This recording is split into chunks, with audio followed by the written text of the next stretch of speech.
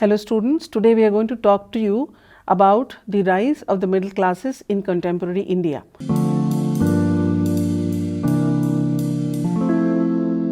Now, the learning objectives of this module are to understand the middle class as a conceptual category, to also examine the historical evolution of the middle classes in India,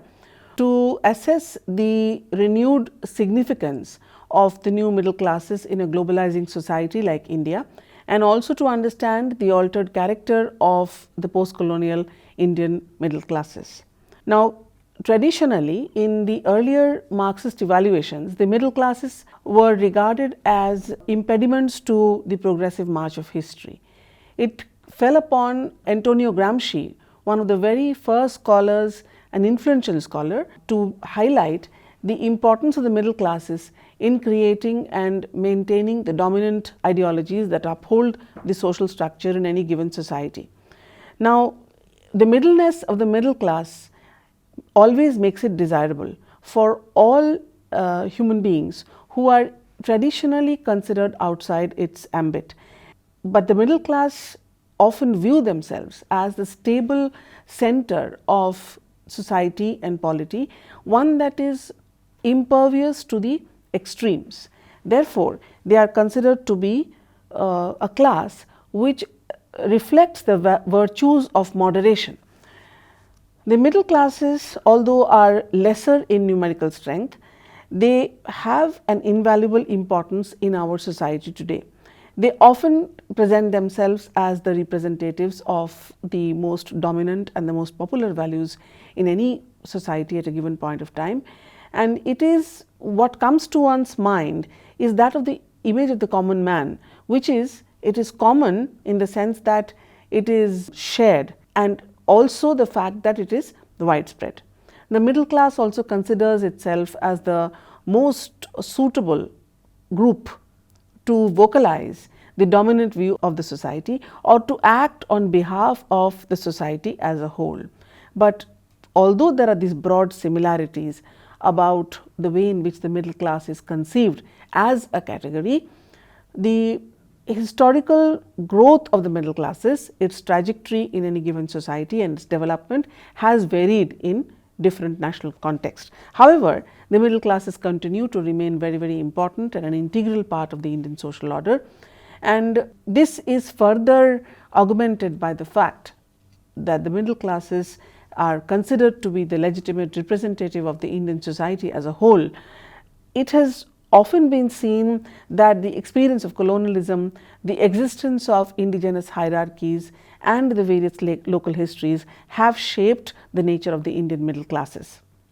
Let me go on to talk about how the middle classes are perceived sociologically. As far as studies on the middle classes are concerned, there have been numerous in this particular arena, but it is very difficult to provide very clear and succinct definition of the middle classes because the contours of the middle class has been shifting. Some sociologists have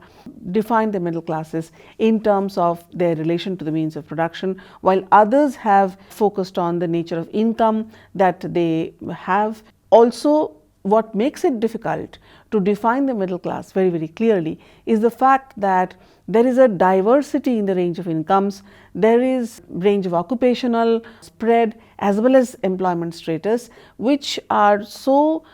pronounced as far as the middle classes are concerned that often a pluralistic understanding has been undertaken by researchers to make sense of the concept of the middle class itself. Sociologists have also tried to make out clear distinction between the features of the middle classes and the working classes, and one such example is by Tony Bilton, who feels that what the middle classes have is a material and a cultural advantage which demarcates them from the rest of the social order.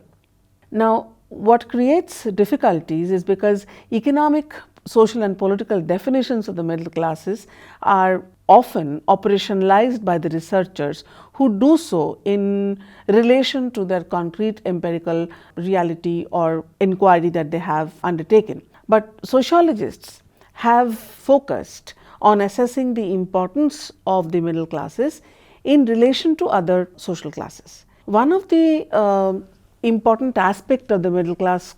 recognized sociologically is that the new middle classes have been emerging and expanding in the recent times. So, the new Weberian and the new Marxist schools have said that the importance of the market in shaping the life chances of the members of the social class is significant. Another approach says that there is focus on the taste, the preferences, the forms of consumption that the middle classes are said to have. In other words, the role of various political, social and economic trends nationally have shaped and reshaped the nature of our understanding regarding the middle classes. Studies on the reproduction of the middle class identity, middle class advantage, the intersectionality of caste, gender and race within the middle class identity, and also cross national comparative assessments have characterized our understanding, our sociological understanding of the trends within this particular field. Now, let me go back a little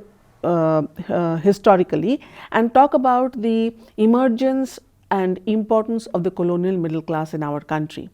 The emergence of the colonial middle class occurred with the expansion of English education during the British times, and it is the British wanted a set of educated administrative employees to work for the colonial bureaucracy, and therefore the people who got involved in getting education, English education for themselves could be easily absorbed in this bureaucracy. Apart from that, during the colonial period, there were professionals like lawyers, doctors, teachers, journalists, etc., who became part of the middle classes. Now, the emergence of the middle classes in India during the colonial period was both a cultural and a political project, and it is through their activities in the public sphere that the middle classes have often thought of themselves as the harbingers of modernity in a country like India. Traditionally, the members of the colonial middle classes were essentially high caste Hindus, Ashraf Muslims and other high status occupants who used to work in the court of the British and who had the education and the skill to take advantage of whatever was being offered. Therefore, the growth of the 19th century middle classes marked new kind of a cultural politics. It allowed them to articulate a new set of beliefs, ideals, values, politics, which distinguished them from other social groups who were below them, who were different from them, but who nevertheless existed in Indian society. Now, it was the public sphere which was responsible for universalizing middle class norms and middle class values, and gradually the values and the mores of the colonial middle class became hegemonic in the kind of influence they wielded as in the public sphere. Now, the nationalist movement is said to have been operationalized, and it is said to be successful because of the participation, widespread participation of the colonial middle classes. In fact, so much so that in the literature we find the middle class, the colonial middle class being attributed with the epithet that they had worked for giving birth to the idea of the nation itself. As I was mentioning earlier, that it was primarily due to the labors of the middle classes that the idea of the nation was conceptualized, and because this middle class conceived of the idea of the nation, they also were at the helm of strategizing the forms of resistance against the British colonial masters. So there were many kinds of manifestations in terms of members participating in Anushilan Samiti, or members participating in the Congress, or members participating in radical nationalism. But in other words, most of these people who were active in the public sphere during the time of the national movement had middle class origins. Now, one of the ways in which the middle class also managed its own complexities was to mark out a division between the inner and the outer aspects of its own lives. That is, this division that has been oft cited is drawn from what Partha Chatterjee wrote about in terms of the division between the spiritual and the material, the inner and the outer domain, whereby the inner domain was supposed to be a sovereign arena. It was free from any kind of control by colonial domination. This is where the identity of the intelligentsia or of the people flourished. And obviously, without prevarication, it is obvious to say that the concerns of gender were located in this particular arena, whereas the outer domain was that of the public sphere, which was occupied primarily by men, and it would witness the political battle between the colonizers and the colonized when the national movement was going on. Now, the colonial middle class was always a little doubtful about what kind of impact that the national movement would have on its identity. So, it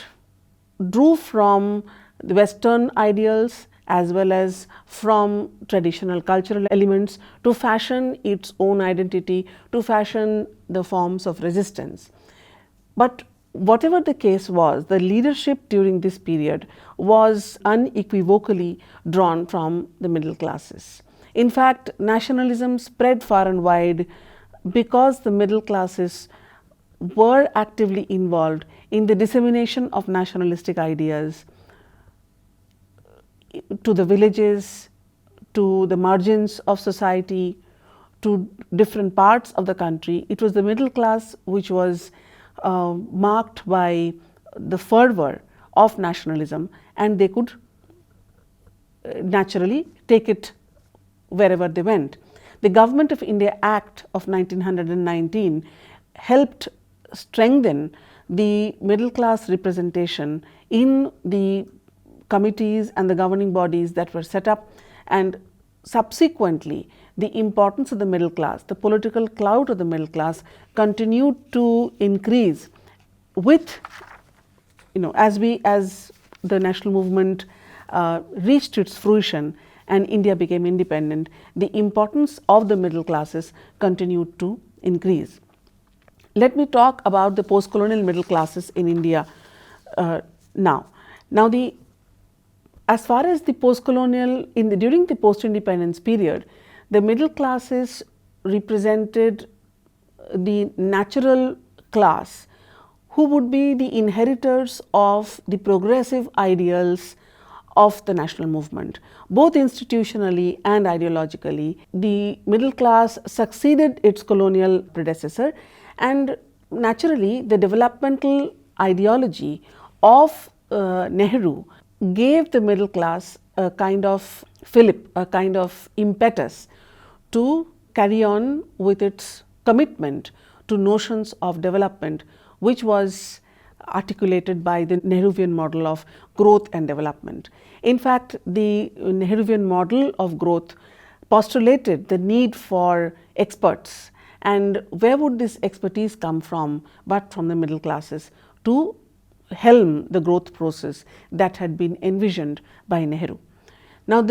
this model of development and the importance of the middle classes in occupying a very important position in the bureaucracy or as experts gave a fillip to the middle classes and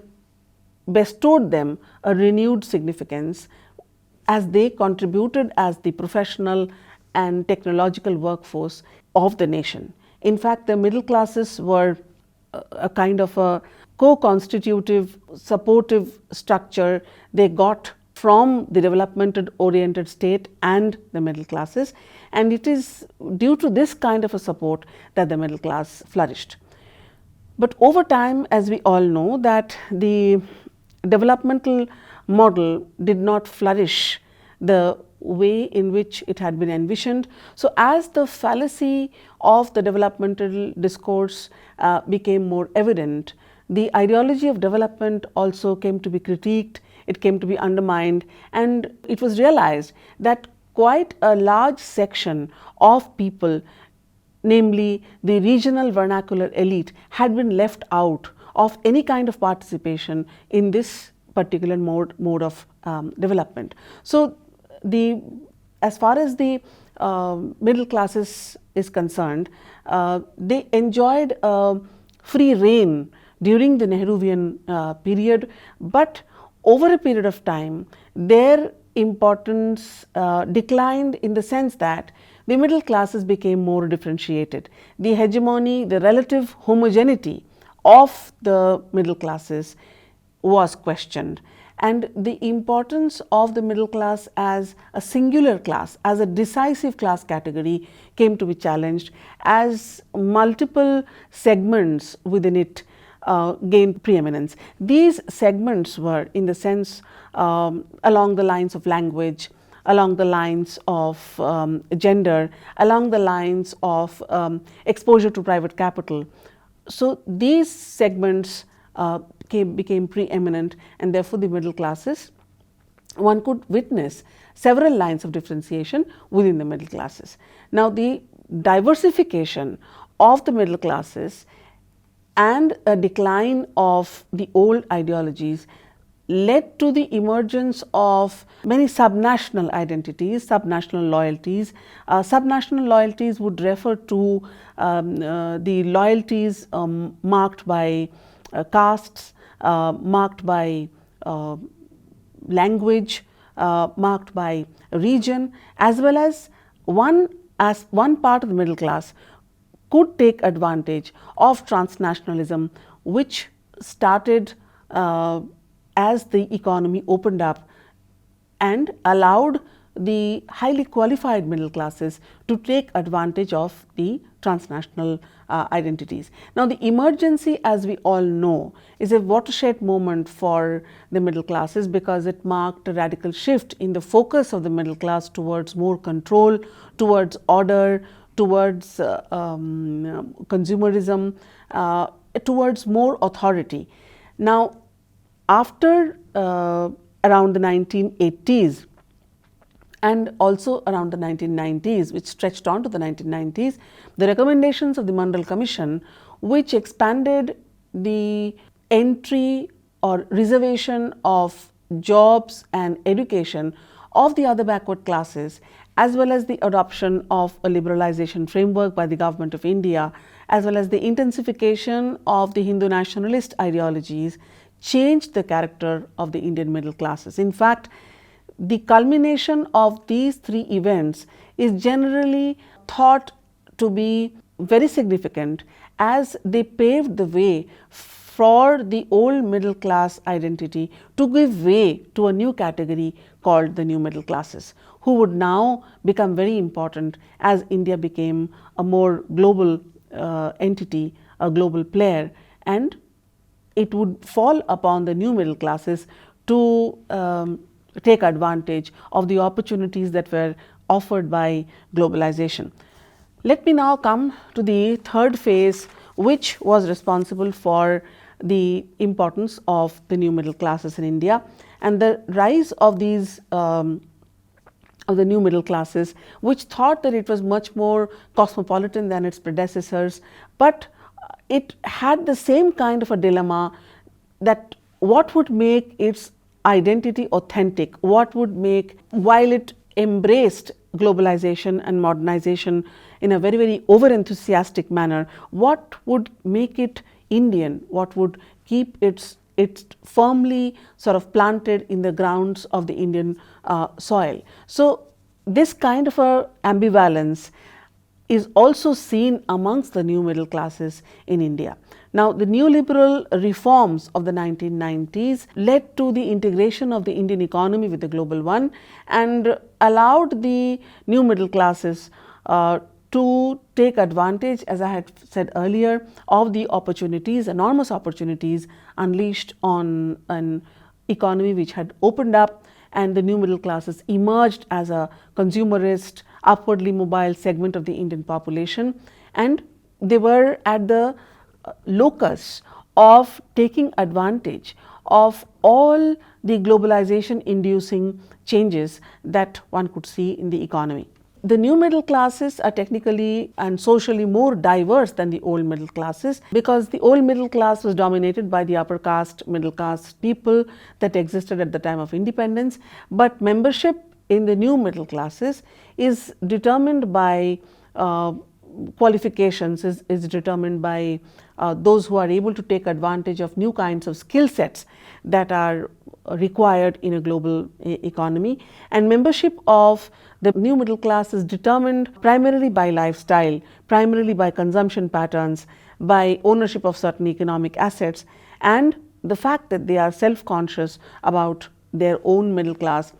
status. So, technically the claims to the new middle class status is open to all members of all caste groups who have modern education, who do not follow traditional occupations, and who have political clout. So, what we witness among the new middle classes is a process of secularization and classicization. These two categories are mentioned by Professor D.L. Sheth, who says that all individuals who enter these social categories undergo a process of secularization and classicization, that is,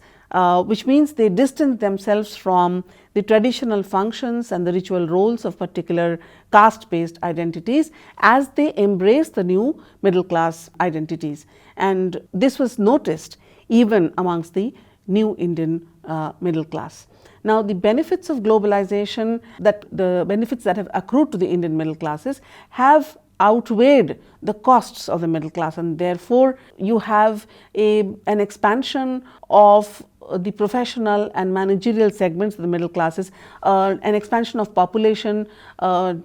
demand for being part of the new middle classes,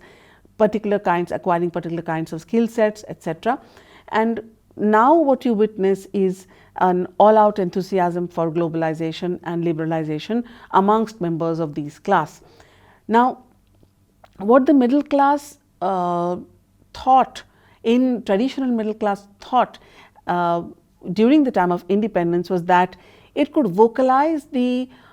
aspirations of the larger classes. It could represent the larger classes, but today there is a significant change in the sense that the middle class now thinks of itself as the nation. It thinks of itself as embodying the nation, and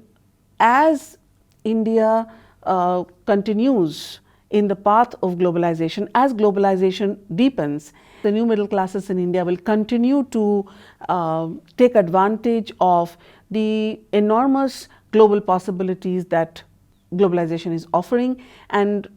they will claim to be vanguards of the social, economic and political changes that the globalizing society like India is witnessing. They are a transnational class. They are willing to go beyond the nation to actualize their own aspirations, as well as become the norm for the other classes in society.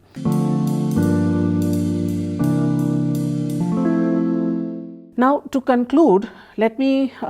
talk about some of the main ideas. Now, we have seen in the module that the role and the character of the Indian middle classes have diversified. They have undergone a transformation,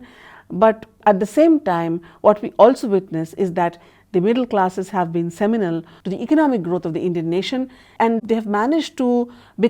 retain their significance because of the growth of the market capacities unleashed due to globalization. And this,